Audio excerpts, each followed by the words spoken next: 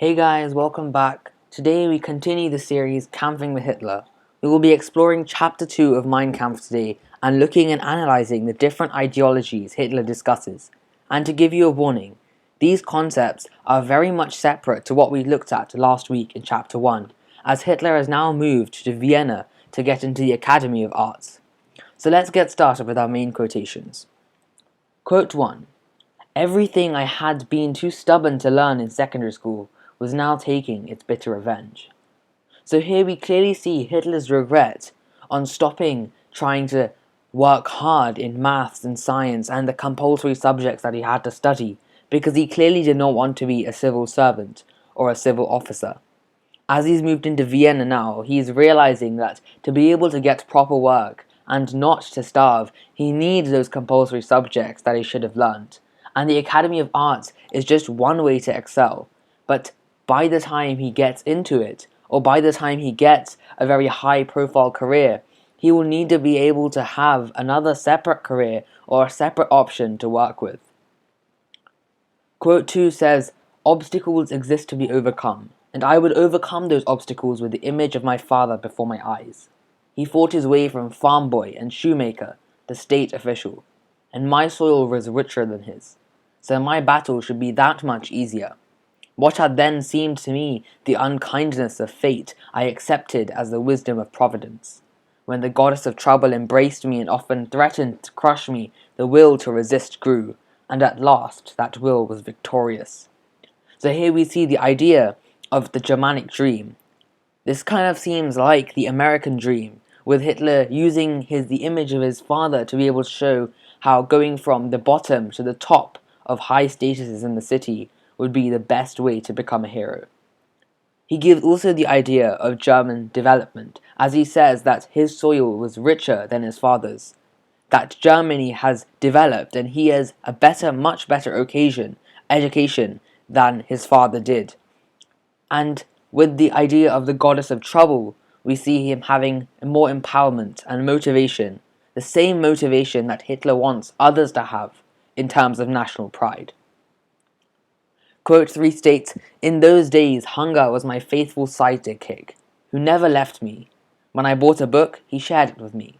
And Hitler continues in this paragraph in the actual book to continue stating other examples of where Hitler and hunger are two different people. Hunger is personified to be like a person. Hitler doesn't show hunger as an extreme pain, but suggests it as a learning to be able to continue and have an aim to get rid of. Quote 4. He says, "A man from the higher social levels can mix with worker classes in a way that would be thinkable to the relative newcomers of this lower middle class. A newcomer, however, to a social class is anyone who fights his way by his own energy from one position in life to a higher one. But eventually, this bitter battle kills off human sympathy for the class he escaped. One's own painful struggle for existence destroys his feeling for the misery of those left behind." Hitler is saying with the last sentence that people are becoming so selfish due to the roughness of the struggle.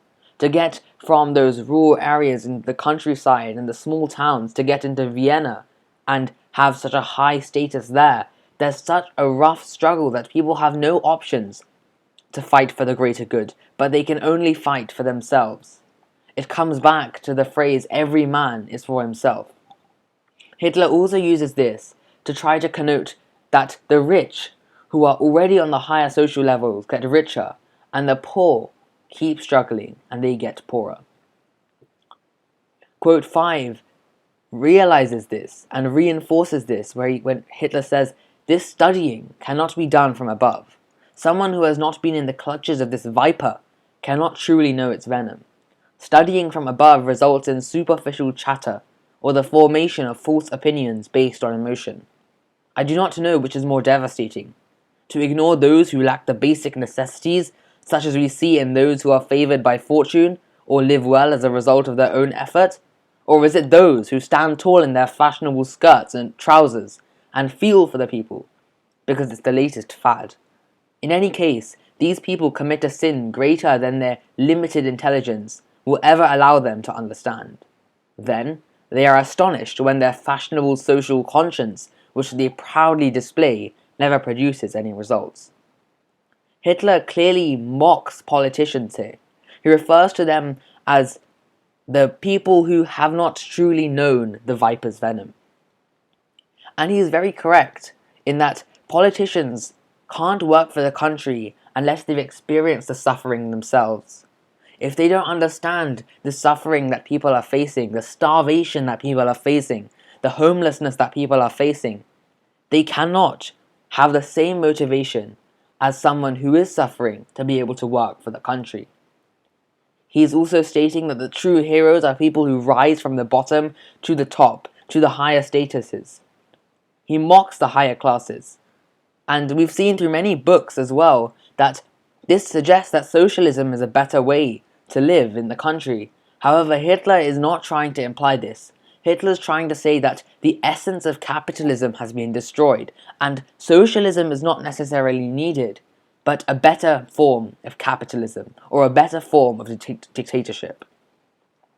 The next quote, he says, "The French people teach France's greatness in every department of culture, or as the Frenchman says, of civilization, and we foolishly dismiss it as a fanatical glorification in their upbringing." We see after World War I that Germany and France are arch enemies. And Hitler is still referring to France, however, as having a lot of national pride. He's saying that Germany's dismissing it. That suggests that Germans are fools.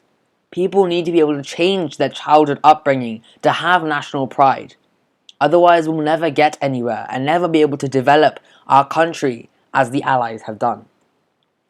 And in quote 7 he states, "At the age of 17, I had become somewhat acquainted with the word Marxism, and I thought socialism and social democracy were identical ideas.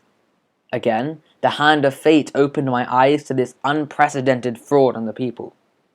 Now here we can see from the start of this chapter that Hitler is transitioning into politics and current affairs. But not because of his work and his want for be a politician, but because his political ideologies are coming from his own experiences. And compared to modern politicians at the time, he actually has that suffering and those experiences to have the empowerment to become a politician. And now he also says that there's a fraud on the people in thinking that socialism and social democracy are similar ideas, or are identical ideas even.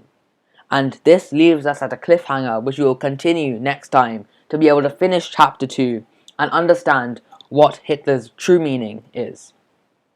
To summarize today, we have seen Hitler's regret that he did not study most of his subjects with full effort in secondary school, and he is now struggling to be able to earn enough money to live well in Vienna. You also see the idea of the Germanic dream that Hitler talks about, which is kind of like the American dream in terms of trying to be a farmer or in the rural areas and become a state official.